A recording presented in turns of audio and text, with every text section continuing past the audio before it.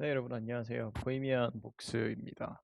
일단 오늘은 또 일본 기업 두 개를 가지고 왔는데요. 상대적으로 저평가됐다고 생각이 들면서 같은 개념이죠. 향후 10년간 먹을 게 많다고 생각되는 기업들로 추려봤는데요. 일단 처음은 파누크이라는 기업입니다. 제가 이 회사 발음을 정확히 하는지는 모르겠는데 그냥 스프레드로 파누크이라고 부르고 있고요.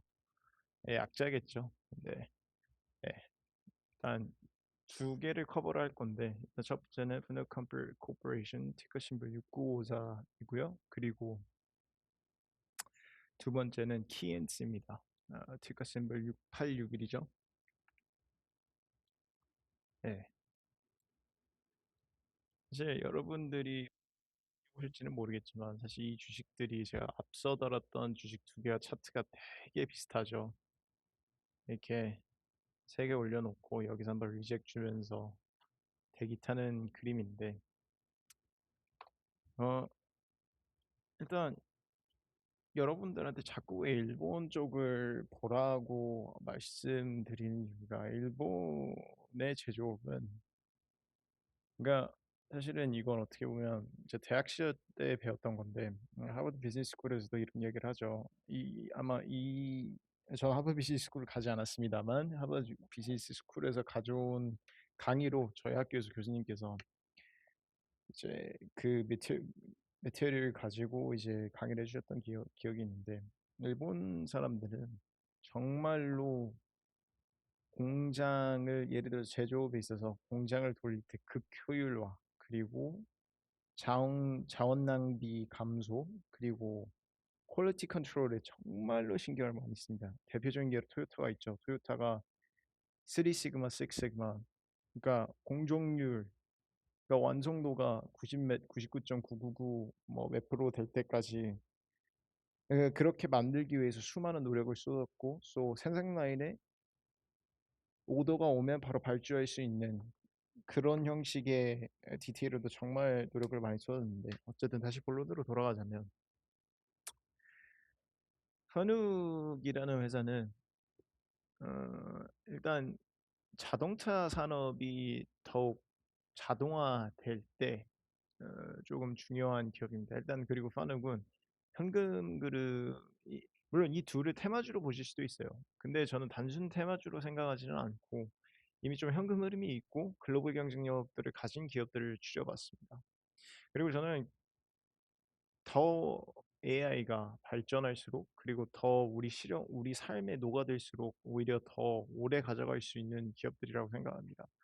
향후 10년, 20년을 봤을 때 우리가 아는 대부분의 큰 뭐 자동차 회사든 에어크래프트 회사, 뭐 보잉도 있죠. 뭐 이런 회사들이든 아니면 뭐 현재 제조를 하는 업체들이 완전히 사라지지는 않을 거고 대신 공장에서 일하는 사람들 대부분 해고가 되겠죠.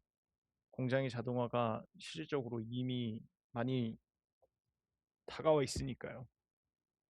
그렇다고 이 회사들은 사라지지 않는다는 겁니다.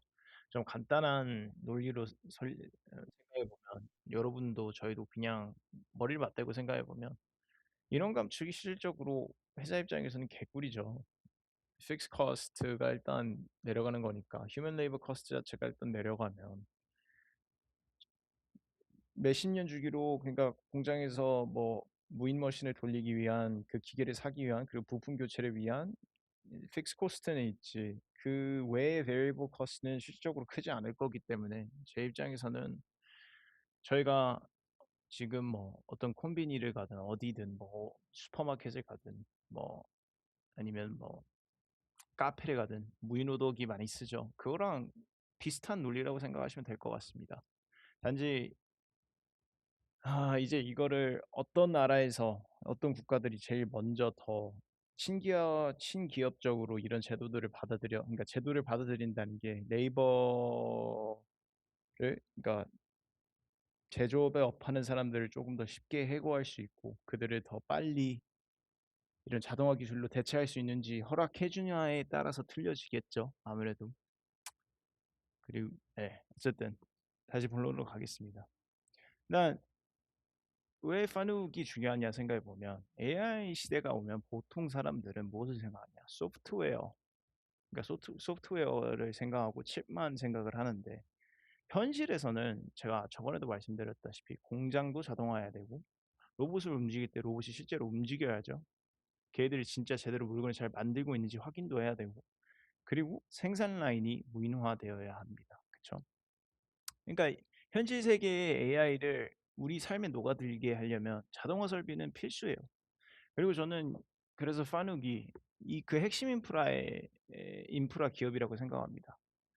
일단 파눅 자체는 어, 현금이 보유량이 되게 많아요. 재무제표 보시는 분들은 알겠지만 이 회사 그냥 뭐 10K, 10Q만 읽어봐도 현금을 엄청나게 갖고 있고 저는 제가 생각했을 때 경기 침체가 오더라도 캐펙스가 중국 쪽이나 아니면 다른 뭐 나라에서든 뭐가 됐든 한국이 됐든 뭐 경기 침체가 와도 제가 봤을 땐 자기들이 가지고 있는 현금을 가지고 타이트하게 연기 개발을 계속 할 수 있고 조금 더 경쟁사보다도 오래 더 버틸 수 있고 그리고 산업군들이 회복하기 시작하면 저는 다시 성장할 수 있다고 생각합니다. 저는 사실상 일본 자동차 산업을 자동화시키기 위해서 제일 필요한 업체가 파누기라고 생각합니다. 그리고 여러분도 아시다시피 이제 일본은 고령화가 더 가속화되고 인력 부족하죠. 임금 상승도 문제가 있고 물론 우리나라나 다른 나라에 비해서 임금 상승이 늦긴 하지만 그래도 임금 상승이 어느 정도 있는 편이고 이 기업들은 어차피 고령화에 사람도 많이 없고 임금 상승하는데 그냥 자동화를 완전히 돌리는 게 더 낫지 않을까요? 그리고 그리고 생산의 퀄리티 컨트롤 자체가 저는 인간이 기계를 뛰어넘을 수 없다고 생각합니다. 매뉴얼리 인풋을 해서 코딩을 해서 어떤 아웃풋이 나오면 이게 사실은 이제 두 번째 기업이랑 연결된 이야기인데, 예, 어쨌든 저는 그렇게 생각합니다. 그리고 일단 뭐 그 전에 다뤘던 두 개의 일본 기업과도 비슷하게 파누군 경기 민감주죠. 그러니까 중국 경기나 반도체 추세 사이클 영향을 많이 받을 겁니다. 그래서 주가 변동성도 꽤 큰 편이라고 말할 수 있죠. 사실은 이렇게 보면. 근데 장기적으로 본다면 저는 AI 시대가 공장 인프라에 녹아들면서 스며들기 시작할 때 이게 우리의 피부에 조금 더 와닿고 미디어에서 조금 더 커버리지를 줄 때 저는 이 기업은 왔다 갔다 하더라도 정말 우리가 적금하듯이 매달 10,000원씩만 봐도 사도 저는 괜찮다고 생각합니다. 물론 금전적인 조언은 아니지만 저는 개인적으로 앞서 다뤘던 일본 기업들을 이제 슬슬 모아갈 예정입니다. 자, 이제 두 번째 말씀드리겠습니다. 티컨 6861이고요. 키엔스 일본 회사죠. 자, 저는 사실 일본 제조업 중에서는 퀄리티가 그러니까 이 회사의 퀄리티가 정말 높은 기업 중에 하나라고 생각합니다.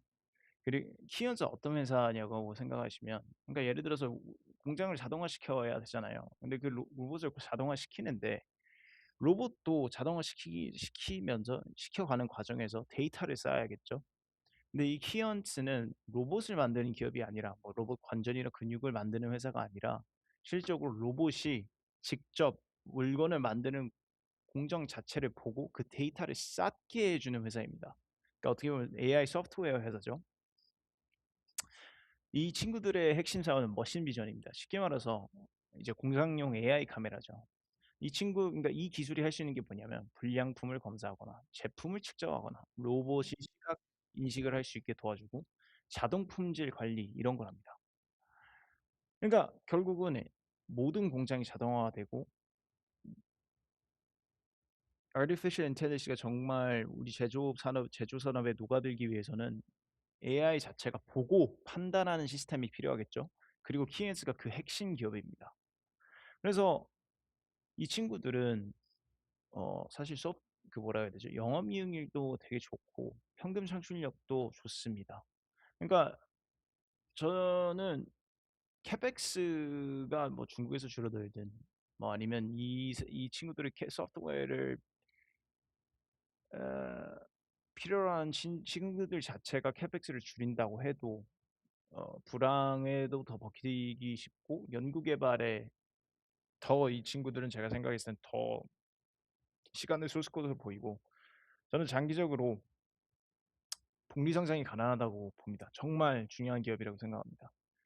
그리고 제가 또 말씀드리고 싶은 점은 어 이 친구들은 사업 구조가 굉장히 단순해요. 그러니까 하는 일이 얘들이 이 친구들이 파는 상품 자체가 센서, 그러니까 고부가 가치 센서를 위해서, 그리고 검사 장비, 그리고 자동화 솔루션을 판매하는 친구들이라고 생각하면 돼요. 그래서 캐시플로우 파이프라인이 정말 간단하죠. 그래서 저는 이 친구들이 돈 벌어들이는 것도 효율이 정말 높다고 생각합니다. 그래서 저는 일본 정말 통틀어서 일본 내에서도 어, 퀄리티 기업이라고 생각합니다. 지금 보면 이렇게 많이 올랐다고 생각하실 수 있는데 저는 이 친구는 아마 더 오를 거라고 생각합니다. 그래서 저는 앞서 달았던 것처럼 이 친구들을 그러니까 막 한 번에 막 많이 사시라는 게 아니라 10년을 바라보시면서 내 자식들한테 물려준다 생각하고 조금씩 모아가시는 것도 나쁘지 않다고 생각합니다. 평단 마이너스가 나면 마이너스 안 대로 조금씩 모아가시는 게 저는 제일 좋다고 생각하고요. 어, 좀 쉽게 드리자면 파누군 어떻게 보면 공장을 움직이는 근육입니다. 결에서 보자면 관절과 근육을 만드는 이스카와 전기나 나베스코였나요? 그 친구들이랑 비슷하고 키엔스는 공장의 눈과 신경입니다. 그러니까 보고 이해할 수 있는 걸 파는 친구들이거든요. 그래서 저는 이 둘을 오늘 정말 이렇게 가지고 오면서 이야기하고 싶었고, 선욱은 경기에 민감하고 이제 캐펙스에 정말 민감하지만 자동화 투자 확대 시 저는 폭발력이 크다고 생각하고요. 그리고 우리가 살면서 물론 날아다니는 자동차도 나올 거고 별 그런 게 다 나오는데 그 그러니까 어쨌든 제조 시설에 자동차 제조 시설이든 뭐가 됐든 그런 그러니까 대부분이라고 말할 수 없겠지만 어쨌든 비슷한 기술력을 가진 비슷한 기술을 요구하는 공장들에게는 꾸준한 수요가 있을 거라고 생각이 되고 키엔스는 좀 더 파눅보다는 상대적으로 안정적이고 저는 장기 복리형 투자 느낌이라고 생각을 합니다. 둘 다 AI 자동화 시대에서 단순 유행으로 돈을 버는 게 아니라 실제 돈을 버는 기업들이 라서 저는 그걸 말씀드리고 싶습니다. 그리고 그게 정말 무척 중요하고요. 얘들이 실질적으로 이 우리가 지금 겪고 있는 AI 붐 사이클이 피크를 찍고 올라갔다 하면서도 꾸준히 우상향할 수 있는 기업이냐? 예, 그게 중요하죠. 영상이 도움되셨다면 좋아요와 구독 부탁드리겠고요. 아, 저는 예, 지금 제가 이 동영상에서 커버한 것들은 금전적인 조언은 아니지만 그리고 절대 금전적 조언이 아닙니다. 하지만 저는 향후 10년을 보고 내 자식들에게 물려줄 수 있는 기업이 누구냐 생각하면 이런 기업들이 충분히 있다고 생각합니다. 그래서 저는 다시 한번 말하죠. 일본 사람들은 제가 일본을 빨려고 하는 게 아니에요. 일본을 띄워주려고 찬양하려고 그런 논리로 말하는 게 아닙니다. 하지만 그 사람들이 가지고 있는 기술력이나 몇십 년 동안 쌓아온 공정 능력을 발전시키기 위해서 쏟아부었던 연구비 그리고 개발비가 저는 이제부터 슬슬 더 각광을 받게 될 거라고 생각을 합니다. 네. 다음 동영상에서는 아마 뭐 조금 더 휴머노이드 로봇 쪽으로 좀 더 커버를 할 텐데요. 뭐 미국 쪽도 많죠. 뭐 보스턴 다이내믹스도 있는데 저는 일단 일본 쪽 조금 더 봐보겠습니다. 지금까지 시청해 주셔서 감사합니다. 모두 수고하십시오.